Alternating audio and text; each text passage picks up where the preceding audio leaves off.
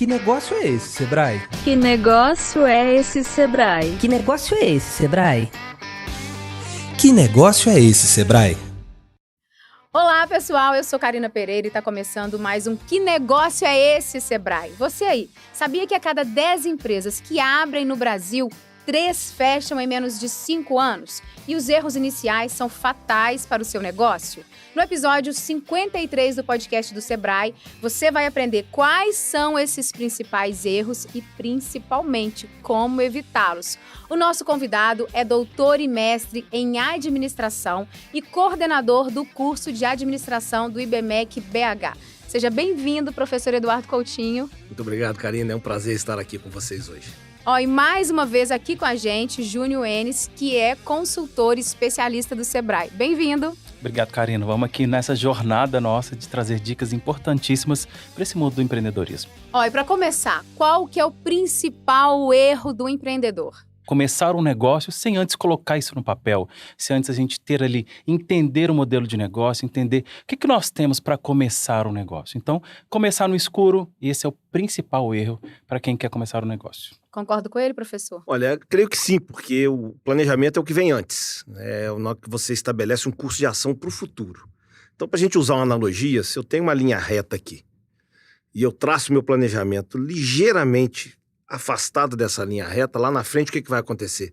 Essas linhas vão estar muito distantes. Isso ilustra a situação. Se o empresário não pensar muito direitinho, com muito cuidado, que ele vai antes de fazer o que ele vai fazer, a chance dele corrigir lá na frente fica mais fácil e essa distância fica menor, quem sabe, com isso, salvando o negócio. E o que é falta de conhecimento gerencial? Porque às vezes a pessoa acha que ela tem o dom, que ela tem o talento, que ela nasceu para empreender, mas ela não tem conhecimento para gerenciar uma empresa, né? Com certeza. Na verdade, negócios, eles são feitos de 3 grandes pilares, né? Pessoas, processos e produtos. Esses 3 pilares estão entrelaçados dentro da empresa, voltados para a gestão de pessoas, em primeiro lugar, finanças, a logística, a forma de organização interna e externa do negócio, e o marketing e o planejamento estratégico. Então, se você não conseguir, através ou mediante esses 4 pilares de conhecimento na área de gestão, conduzir os outros 3, naturalmente que a sua chance de êxito fica menor. Então, algum estudo, alguma preparação técnica é necessária, que você pode ter, porque você estudou, ou você pode simplesmente contratar alguém que tenha, que possa te ajudar nessa direção. Então não cai do céu, não. De jeito nenhum. Importante que o empresário ele se conheça, né? Quais são as suas potencialidades e onde ele precisa melhorar. Às vezes as pessoas elas dominam muito finanças, né? Mas não conhecem muito de marketing, ou vice-versa. Às vezes eu não sou tão bom em gestão de pessoas, mas eu conheço os processos da minha empresa. Importante que ele conheça onde ele tem um ponto de melhoria que ele precisa observar, que vai, de fato, tudo impacta no resultado, então ele precisa entender onde ele precisa melhorar e procurar uma ajuda. Seja o Sebrae, seja um profissional, buscar essa ajuda para que ele consiga transpor essas dificuldades. Então, pensar no seu perfil, estar preparado para o negócio, isso vem junto com o planejamento, porque faz parte. Eu preciso planejar o que estudar, o que fazer, além de conhecer o negócio, que é muito importante. E permito fazer uma observação que muitas vezes o indivíduo tem conhecimento do negócio porque ele trabalhou naquilo muito tempo. Mas o conhecimento que ele tem é em função das tarefas que ele realizou dentro daquele negócio.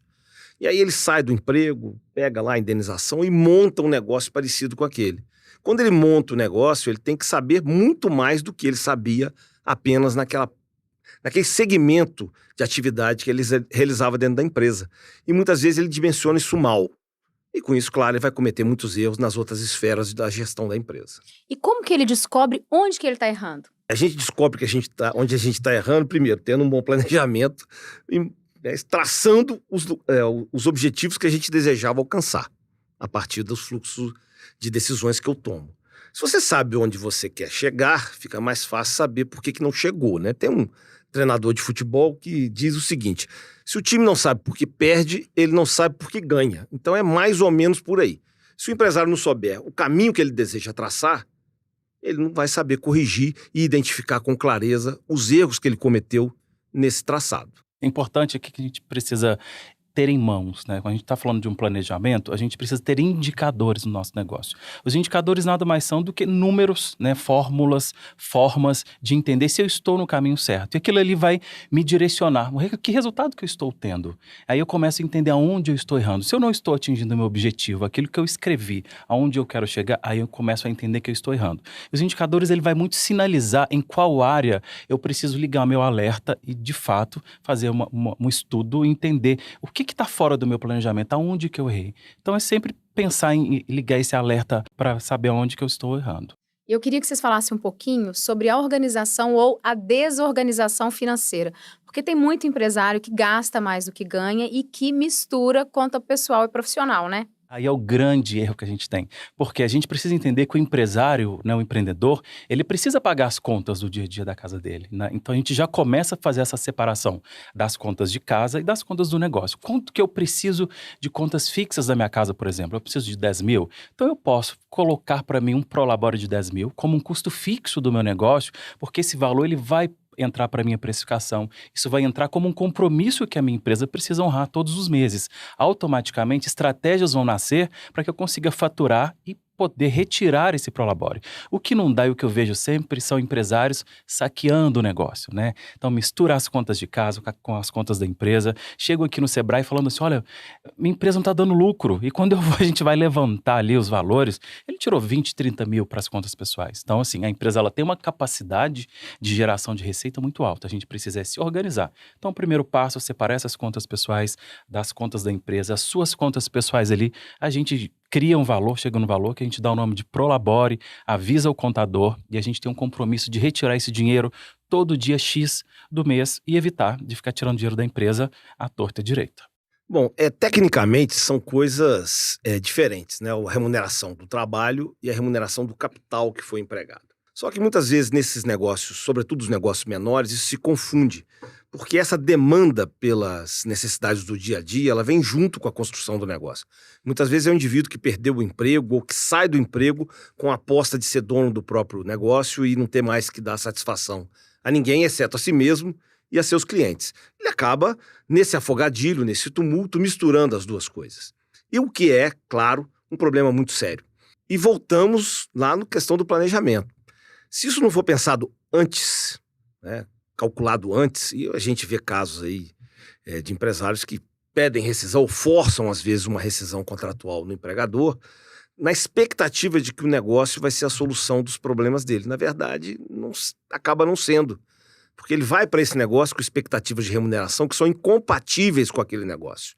E o planejamento nos ajuda a enxergar isso. Quer dizer, a remuneração pelo trabalho dele, mais a remuneração pelo capital que ele vai empregar ali, elas juntas vão satisfazer as expectativas dele? Pode ser que não. Você acha, então, que esse funcionário que às vezes pediu conta, pegou o dinheiro de uma rescisão para abrir o seu negócio, ele negligencia o mercado? Ele não estudou de verdade o mercado? Ele só vai pela experiência dele e às vezes pode quebrar a cara? Provavelmente essa experiência que ele tem é na operação do negócio, tendo por trás o dono, que dá sinais para a operação dele e de outros tantos dentro daquela empresa e faz com que a empresa funcione. E muitas vezes ele não só negligencia, ele ignora realmente. É um sentido da ignorância no sentido estrito. Ele não sabe exatamente como funciona o negócio no todo. E cria aí, por um viés dele, ele acredita que ele é capaz de conduzir o negócio como um todo, sem tomar as informações necessárias para que isso seja de fato possível. Ele não conhece o concorrente, por exemplo, o mercado, ele não analisa as expectativas, né? Ele não tem essa visão sistêmica. Falando deste colaborador que pediu conta, né, que forçou essa rescisão, essa saída para montar isso é muito um negócio, comum, né? Muito comum. O funcionário, ele tem essa visão limitada e ele tem vontade de contribuir. Ou então a visão dele é muito diferente do dono. Então essa vontade de fazer diferente, de ter resultados diferentes, força isso. Mas também um outro tipo de empreendedor que cometem muitos erros no início é o empreendedor por necessidade, aquele que foi demitido. Então, aquele que não tem o que fazer, né? Então, o que ele conhece? Conhece muito desse negócio, não tem essa visão sistêmica e pensa em empreender por necessidade, né? Há muitos anos no Brasil, isso foi um tipo de empreendedorismo que alavanca muito esse número da mortalidade dos pequenos negócios, porque hoje não dá para abrir um negócio por necessidade, né? A gente precisa abrir negócios por oportunidade. Então, quando eu sei que no mercado existe uma oportunidade de aprender, a gente sabe que todo mundo aprende, ninguém nasceu sabendo tudo, né? As pessoas podem buscar informação, se capacitar, tem o Sebrae como uma casa do empresário, do empreendedor, para que a gente possa prepará-lo. O que não dá para o empresário realmente é não ter conhecimento, não buscar informação, não ter esse comportamento empreendedor que garante o sucesso dos negócios. A gente está falando de erros comuns, eu queria que vocês falassem da divulgação equivocada. Ele já abriu o negócio, já está começando a caminhar, mas aí ele não consegue divulgar o seu produto. Vamos pensar que a primeira coisa, antes de divulgar, eu preciso entender quem é o meu cliente. Quando eu conheço quem é o meu cliente, o que ele gosta, onde ele está, quais os canais que ele quer ser abordado, aonde eu encontro esse cliente, é o primeiro passo para entender como eu devo divulgar o meu produto ou o meu serviço. Imagina que um cliente é um cliente que ainda não é totalmente online, é um cliente que está muito híbrido, está num processo ainda de transformação digital. Não adianta eu ser 100% digital, porque senão eu vou deixar muitos clientes para trás. E vice-versa. Então, conhecer o cliente é o primeiro passo para eu ter uma comunicação muito assertiva com o meu cliente, que a frase é falar com a pessoa certa através dos canais corretos, a mensagem ideal para ele. Você falou aí do mercado digital. Não estar presente no mercado digital é um erro comum, independente de qual seja o negócio? Todo mundo tem que estar presente? Eu costumo falar aqui no Sebrae que aquele empresário, aquele empreendedor que acha que não está no mundo digital, ele está. Porque vamos imaginar um negócio que seja totalmente offline, uma vendinha ali da esquina, por exemplo, e que um cliente vai lá e é mal atendido, ou que não tem as suas expectativas ali atendidas. Ele vai para o Google e o Google, de fato, ele já pegou aquela vendinha, já tirou a foto, já jogou no Google meu negócio e já automaticamente ele está exposto. Então, até aquela empresa que acha que não está no mundo digital, engano, ela já está. Então, é um pecado não se preparar para a transformação digital, não conduzir esse processo de transformação digital dentro de um negócio, que a gente precisa envolver toda a equipe em prol de estar conectado digital, porque, de fato, né, o momento é muito propício para isso. Eu só gostaria de adicionar aí um cuidado, né, um alerta para o empreendedor, porque dependendo da natureza do negócio dele, o esforço de digitalização ele tem que ser muito bem dosado. Do outro lado, tem outros que precisam ter um esforço muito grande. E para isso você precisa entender, começar lá com a persona, quem compra o que eu vendo. Eu preciso realmente me inserir no mundo digital com a intensidade X, Y ou Z, para evitar dispêndio desnecessário com esse tipo de canal de divulgação. Então, de novo, chegamos no ponto de sempre. Pensar o negócio antes de fazê-lo. E, claro, manter-se ligado no andamento dos negócios, no entendimento do mercado, para corrigir rumos. Às vezes, dimensiona-se mal a inserção no mundo digital, para baixo ou para cima. E se você sabe, tem clareza do funcionamento do seu negócio, entende como que o negócio funciona, como o mercado funciona, você pode redimensionar, elevando ou reduzindo os gastos com esse tipo de preocupação, de divulgação do negócio. Então, a gente chega sempre, fala. Chega no ponto inicial, que é pensar previamente o negócio. Aproveito para realçar, né, essa questão. O fato de não ter pensado não significa que você não possa iniciar isso agora. Recentemente eu estive aí com um potencial cliente que eles têm ativos na casa dos milhões, mais de 12 milhões de reais em ativos, equipamentos, bens, etc.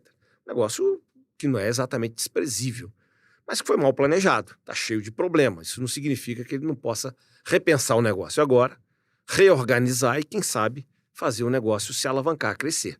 Então essa preocupação ela deve ser constante. É isso que eu queria, em resumo, ressaltar. Então, sempre é tempo. Mas e quando o cliente é resistente à mudança? Também é um erro grave, né? Ele já tem um negócio consolidado, ele acredita naquilo e ele não quer ouvir ninguém. Se o ambiente em volta está se transformando, se modificando, se você não se adapta, a tendência é o negócio acabar, né? Então, isso é necessário.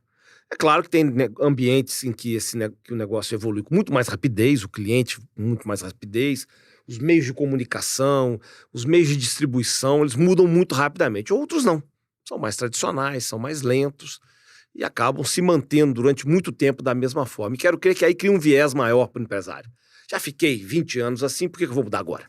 É o cabeça dura, né? É o cabeça dura. Aqui no Sebrae a gente vê muito isso porque empresas familiares têm muito essa característica, né? Onde os donos, né, as pessoas que fundaram o negócio, e os filhos chegam com uma mentalidade diferenciada, muito conectada no que a gente está vendo hoje, de inovação, de mudança de cultura. E essa frase é o que a gente mais escuta, né? Eu criei os meus filhos assim, eu paguei faculdade para todo mundo, meu negócio está consolidado e eu não vou mudar. E importante, eu sempre falo, vamos começar a repensar novas formas de implementar a inovação dentro do negócio, sabe?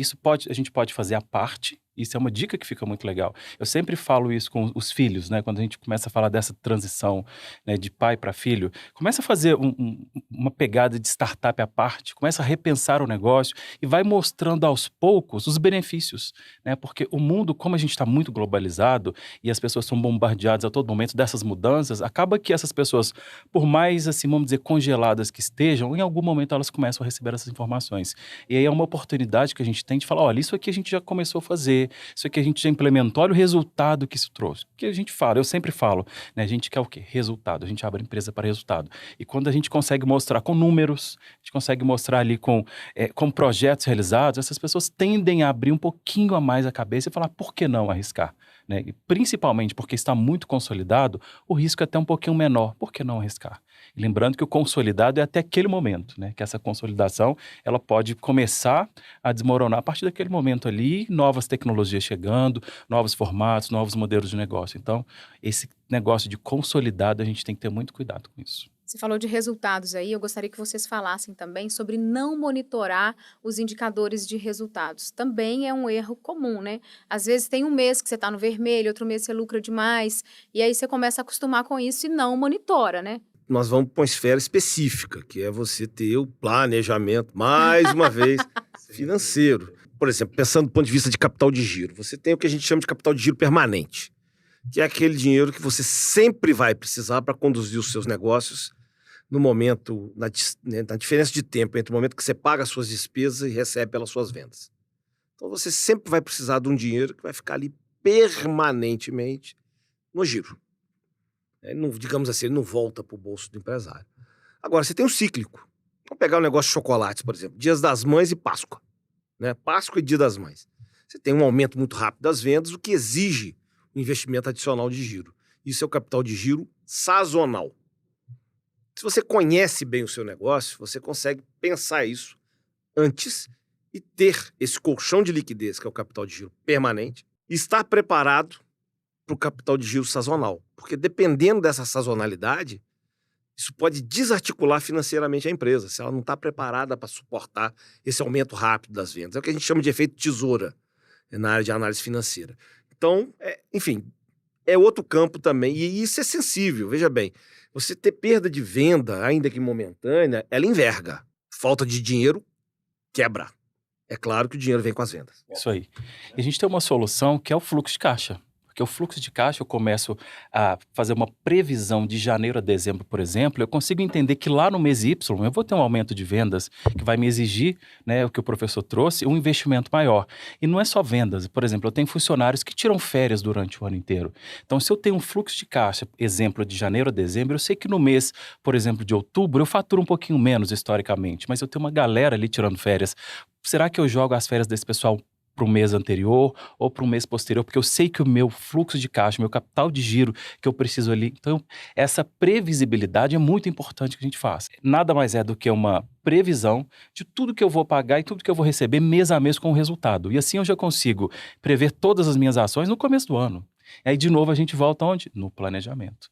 E eu preciso pegar o meu fluxo de caixa, que é aquilo que eu previ para o mês inteiro e falar, eu atingi o meu objetivo, eu faturei para mais, faturei para menos, minha despesa foi maior do que eu orcei, foi menor, qual foi o meu resultado que eu atingi? Então essa expectativa entre o previsto e o realizado é uma excelente ferramenta que a gente tem de gestão para que a gente não cometa erros e a gente não seja pego aí de calça curta durante o ano inteiro.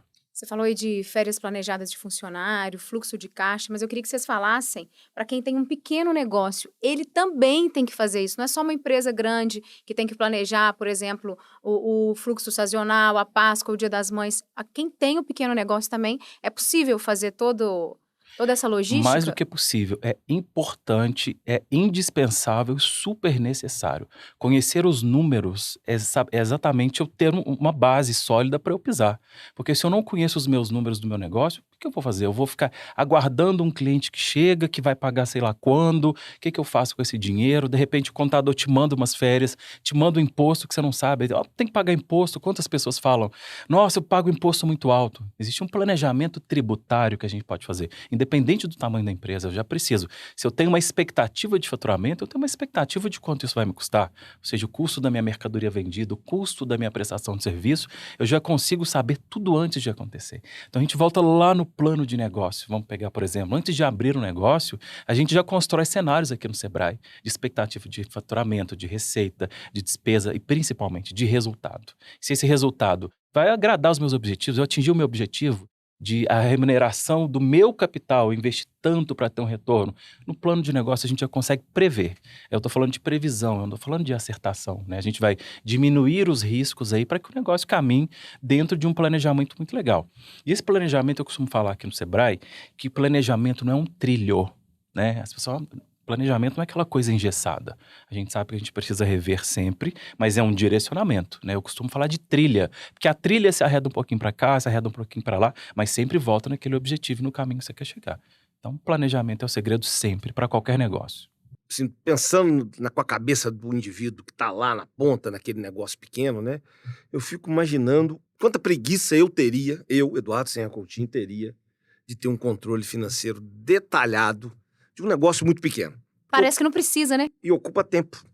É o mesmo caso de indivíduos, né? Eu tenho uma experiência bastante grande aí de planejamento financeiro pessoal e a gente vê que o indivíduo também tem essa preguiça.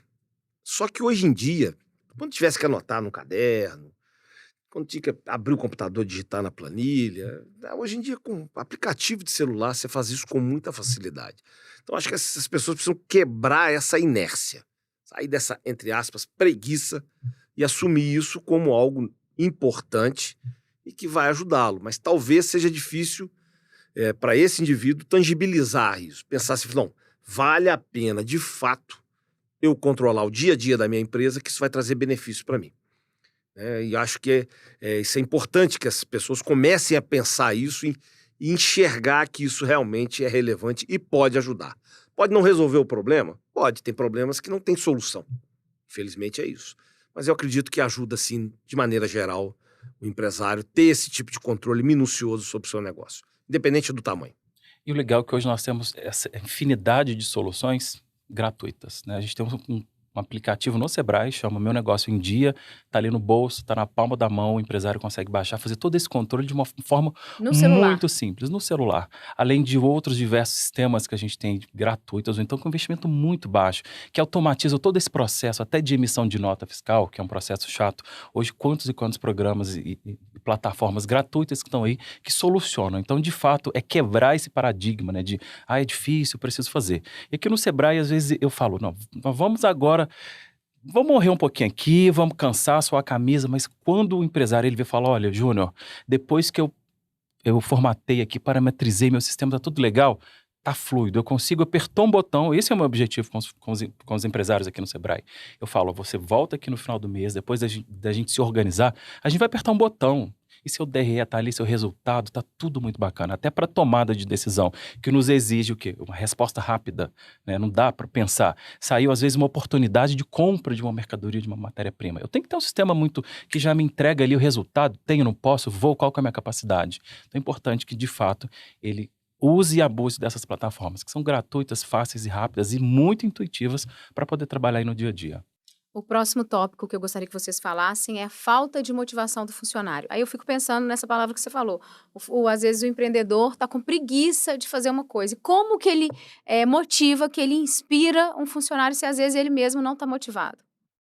Imagino que deva ser bastante complicado funcionários de uma empresa que vem o dono desanimado, desinteressado, que eles possam se animar, né? Então, acho que tem uma questão límbica aí, que é o indivíduo falar assim, bom, peraí, eu preciso recuperar meu ânimo, caso contrário, essa onda, né, essa nuvem não sai e o negócio tende a piorar, né? Então, acho que não deixar transparecer tanto esse pessimismo. Porém, tem um detalhe aí, se o salário começar a atrasar, Se os funcionários perceberem que as contas que chegam não são pagas, cobradores à porta, essa piscina vai transbordar e o problema vai chegar no funcionário. Não é? E aí eu entendo que a solução é ter transparência. A sobrevivência daquelas pessoas todas depende daquilo ali, porque não deixa claro para elas que a solução pode vir do esforço de todos. Não quer dizer que venha do esforço de todos, mas pode vir. E que todos eles desanimarem, não vai produzir resultado bom. Então eu acho que tem que começar por aí, tem que ser uma coisa de natureza motivacional.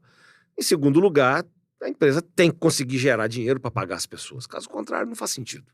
Por que alguém vai se manter conectado, compromissado com a empresa se ela não recebe pelo trabalho que faz? Ela também tem contas vencendo, família para cuidar. Então, passa por aí. Eu acho que essa questão da transparência ela pode ajudar nisso.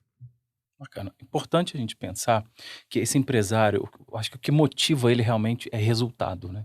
A gente abre empresa para ganhar dinheiro, né? A gente não abre empresa, não tem outro motivo, né? Tirando associações, cooperativas, a gente abre empresa é para ter lucro no final do mês. E quando o empresário ele começa a perceber que realmente isso não está acontecendo, eu acho que ele desmotiva, mas automaticamente ele entende que o papel de empresário, de empreendedor, e mais do que isso, a responsabilidade que ele tem, né, dessas famílias, dessas pessoas. E empreender também é uma responsabilidade social muito grande, né? De gerar emprego, transformação que a gente gera na vida das pessoas. Então isso motiva muito. Aqui no Sebrae eu vejo muito empresário que chega extremamente, assim, quebrado, né, sem saber por onde começar. Então, acho que quando ele entende que ele precisa de uma mudança, é o primeiro passo. Quando ele fala, olha, realmente eu não dou conta, eu quebrei, eu não sei para onde ir. Quando ele tem essa consciência, porque eu também vejo empresários desanimados, mas que estão desanimados ali, não sabem para onde ir, mas também não aceitam a situação. Então, aceitar a situação, que é hora da mudança, é hora de arregaçar as mangas, é hora de rever o modelo de negócio, que muitas vezes não faz sentido, né, o negócio, isso é muito importante pensar. Eu acho que de tudo que a gente conversou aqui, o que ficou para mim é que errar, gente, não é o fim do mundo. Todo empreendedor de sucesso já errou um dia, mas empreender é correr risco, desde que sejam calculados.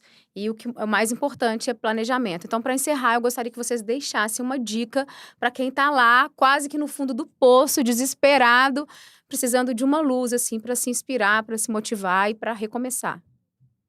Procure ajuda de quem é capaz de oferecer-lhe a ajuda adequada, né? O Júnior falou aqui do próprio Sebrae, que oferece esse tipo de serviço a outros que o fazem, a custo baixo, às vezes sem custo nenhum. Então tem que deixar um pouquinho a inércia, talvez o orgulho, né? Porque tem que dar o braço a torcer que errou, diante da família, diante dos amigos, diante dos funcionários. Mas pior do que dar o braço a torcer é ver o negócio escorrer bueiro abaixo e deixar famílias sem sustento, inclusive a própria família. Então procure ajuda, é o ponto, eu achei essencial. Um dos principais fatores que garante o sucesso do negócio chama-se comportamento empreendedor. Então, o empreendedor ele precisa desenvolver esse comportamento para o negócio no dia a dia. Então, a dica que fica vem para o Sebrae, porque que a gente consegue ajudar aquela pessoa a desenvolver o comportamento empreendedor. Porque antigamente, há muitos anos, né, a gente ouvia-se muito falar, nasceu empreendedor. Não, hoje isso a gente está desmistificando isso para falar, você não nasceu, não tem problema, vem para o Sebrae que a gente vai te transformar no empreendedor de ponta, para você ter sucesso aí nos seus negócios. Eu amei o nosso bate-papo, acho que foi muito útil para muitos empreendedores. Muito obrigada, Júnior. Prazer, professor Coutinho, muito, muito obrigada. Nada, eu que agradeço o convite, foi um prazer estar aqui com vocês.